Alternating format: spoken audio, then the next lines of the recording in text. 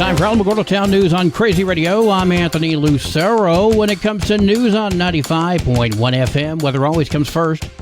A winter storm developing across the central Rockies will spread heavy snow across the area, including into the Denver metro, and that's going to last until Friday. Heavy snow expands into the southern Rockies beginning tomorrow. Additionally, extreme critical fire weather is forecast over the southern plains, and severe thunderstorms may impact the central plains. Closer to home, you can expect an active pattern going into the end of the week and into the weekend. Rain chances move into the Gila region tomorrow with snow in the higher terrain. Snow totals through Saturday look to remain in the 1 to 3 inch range. Friday into Saturday, most of the area is going to see rainfall, but the overall flooding threat is extremely low. The next event to keep an eye on is the system that will move through on Sunday into Monday. That could drop some moderate rainfall over the eastern portion of the area. Advisory level snowfall in the Sacramento Mountains.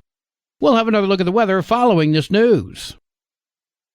Yesterday, crews of the Smoky Bear Ranger District responded to a wildfire located on the Lincoln National Forest near Padilla Point, north of Capitan. No structures or communities are threatened, and the cause of that fire is still under investigation. Remember, you can always check on the status of forest fires by punching up nmfireinfo.com. Please be aware that Bellman Drive will be closed between East 10th and Los Alturas Court between 7 and 2. Some asphalt repair is needed and will be performed by the City of Alamogordo. All drivers on Bellman Drive attempting to access East 10th will be detoured. On Sundays, you might see people dressed in medieval outfits at the park. I wanted to know more, so I contacted Nicholas Hunter of the Shire of White Mountain. That's the local group of the Society for Creative Anachronism. It is a group of historical enthusiasts that make it a point to recreate characters and way of life from 600 to 1600 AD, so basically medieval and Renaissance times. It basically is comprised of a lot of different hobbies and crafts, anywhere from cooking and camping to fencing and fighting, clothes making, brew making, and it's really just a lot of fun. If you want to take part or maybe learn some more, we do have a local a Facebook page for our local group. It's called Shire of White Mountain. That's a Facebook group. But if anybody is just looking for more information on the organization at all, SCA.org is probably the best website. You can hear this interview in its entirety on the Crazy Radio YouTube channel. The City of Alamogordo presents Easter in the Park. This free event is occurring on Saturday, March 30th from 10 until 1 at Washington Park. The Tularosa National Honor Society Pancake Breakfast will be taking place on March 16th. We spoke with Melanie Boussier. This is National Honor Society's last big fundraiser of the year, and we are hosting our second pancake breakfast of the year. We had a great turnout in October. We'd like to see everybody out again, so we're offering 3 different types of pancakes, plain chocolate chip and blueberry, scrambled eggs, and your choice of sausage or bacon, or if you want a piece of each, go for it, at $10 a plate. Pickup begins at 7. It wraps up at 9. If you have any questions, call 575-585-8866.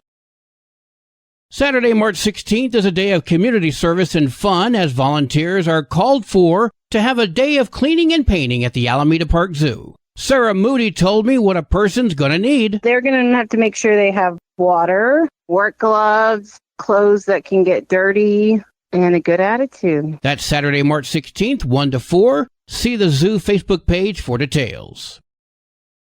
The Alamogordo Recreation Center presents Spring Fling. Children will enjoy various recreational and educational activities during this 5-day camp, which occurs during spring break. Campers will be separated into 2 groups, elementary and middle school ages. Heather Casebolt told me all about it. We have kindergarten through 5th grade, and then we also have 6th grade through 8th grade.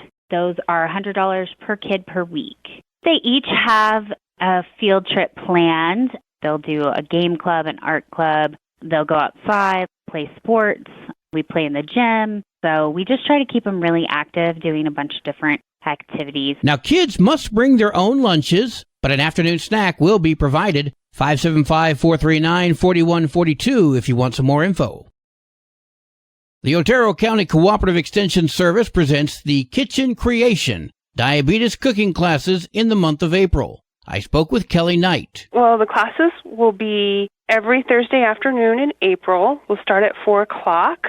We'll take about 3 hours. It'll go to about 7 o'clock. And the format of the class is learning with a registered dietitian who does a lot of the teaching. And we talk about how to manage diabetes, blood sugar levels through meal planning. We talk about carbohydrate serving sizes.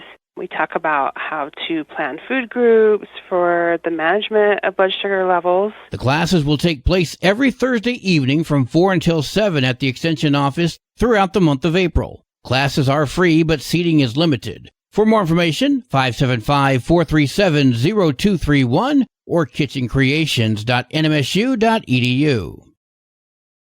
Well, today is Thursday. That means it's time for an inspirational moment. We go now to our good friend, Pastor Lauren Noble. Good morning, 95.1 listeners. This is Pastor Lauren with our Thursday thought.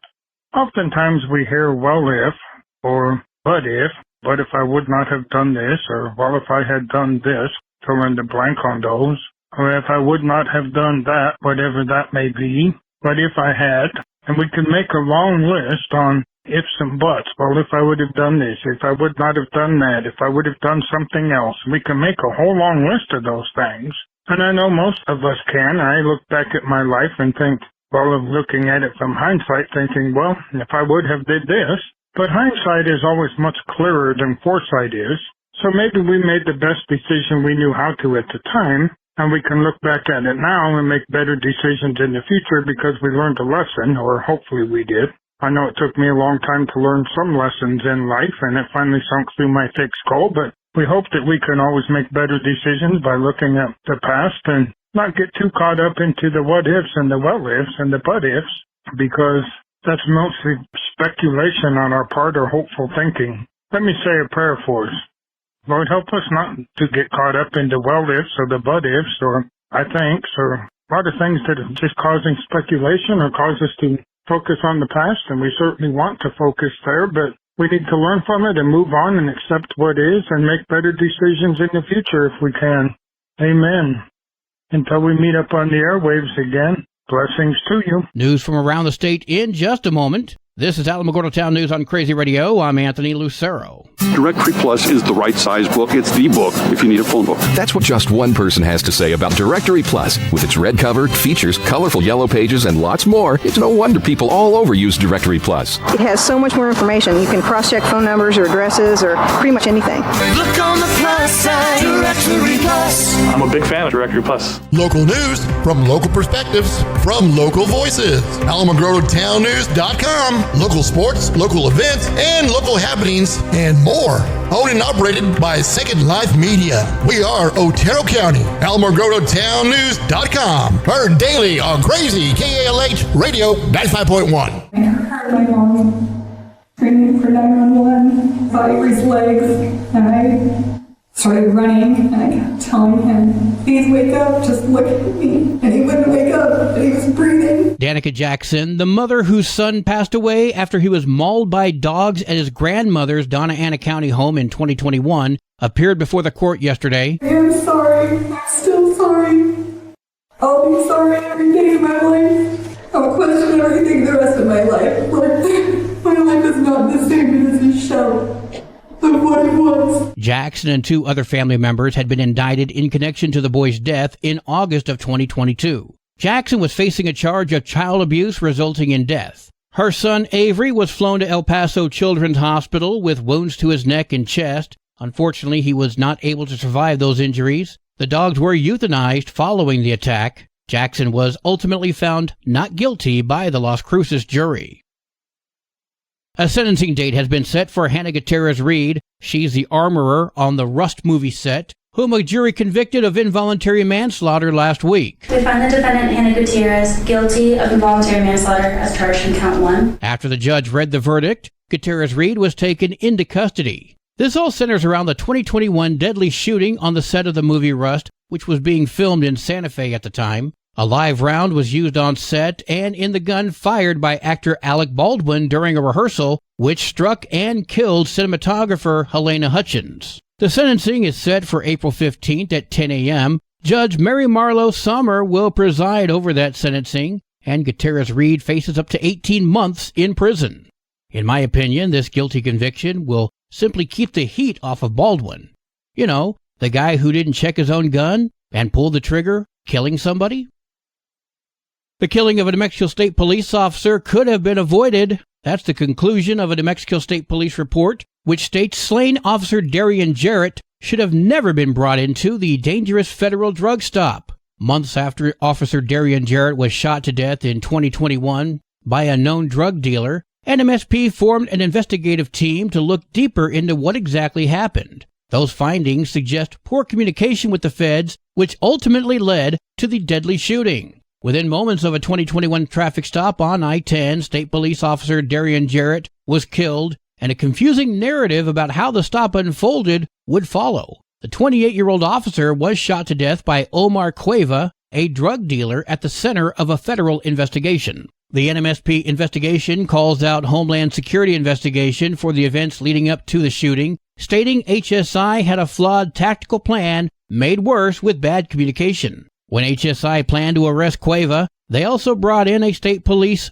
K-9 officer with the idea of pulling Cueva over. HSI put out a be on the lookout alert, which eventually led to Officer Jarrett getting involved. New Mexico State Police Chief Troy Weisler spoke with KRQE. There wasn't a need to really even involve Officer Jarrett. I mean, there was a contingency in place and personnel in place to deal with it that had much more information and that were more involved and had been previously involved. Investigators found that most of the communication about Cueva was done over text and that Jarrett was not part of that. No one from NMSP was at the briefing the day of the stop. Chief Weisler admits his department could have done more before the shooting. We had best practices that were not followed in this situation. One of the results that came out of this report is that we've had several of those best practices formalized into policy now. However, NMSP's investigation places blame on HSI, stating HSI put the value of the narcotics case and concealing the informant's identity over the value of the life of the NMSP officers assisting. It's very upsetting. There's never a time that, an officer, that drugs or evidence should ever be placed above the safety of an officer. Chief Weisler also acknowledged that there is some information they'll never know, including exactly how much Officer Jarrett knew at the time of the traffic stop. A personal injury lawsuit filed by Officer Jarrett's widow against the federal government for that shooting was dismissed last year. An attorney for Jarrett's widow stated that he had no comment about the NMSP report. Sports and weather are next. You're listening to Alamogordo Town News on Crazy Radio. I'm Anthony Lucero. They are role models and educators. Their work requires a great deal of time and energy for very little pay. Who are these unsung heroes? Thanks, Coach. Thanks, Coach. The simple truth about education-based athletics in New Mexico is this. Without a committed team of coaches and administrators, they just wouldn't be possible. School sports, they bring out the best in all of us. This message presented by the New Mexico Activities Association and the New Mexico Athletic Directors Association. There are 13 games for New Mexico softball today, including Ruidoso at Socorro. 27 games for New Mexico baseball today, including Ruidoso at Goddard. And Alamogordo heads to Clovis. Go Tigers! Your Crazy Radio spot-on weather forecast for the Tularosa Basin today calls for increasing cloudiness. Mostly cloudy tonight with a 40% chance of showers. Winds gusting as high as 28 miles per hour. Mostly sunny tomorrow with a 40% chance of showers. Winds gusting as high as 29. Your high today in the basin, 66. Low tonight of 45. High tomorrow, 63 degrees. In Cloudcroft, partly sunny with winds gusting as high as 33 miles per hour today. Tonight, mostly cloudy with a 70% chance of rain and snow. Winds gusting as high as 37. Partly sunny and cooler tomorrow with a 50% chance of rain and snow. Winds gusting as high as 37. Your high today in Cloudcroft, 44, low tonight of 28, high tomorrow 35 degrees. Local breaking news can be found on our website, alamogordotownnews.com, and learn more about Crazy Radio by visiting kalhradio.org. Also, check out the Crazy KALH Radio YouTube channel. That's where we post our daily newscasts, complete interviews, and other information which concerns everyone in the Tularosa Basin. Be sure to give this video a like and subscribe to our channel if you've not done so already. That way you too can remain informed of the goings-on in the Tularosa Basin. Well, that concludes today's edition of Alamogordo Town News on Crazy Radio. I'm Anthony Lucero.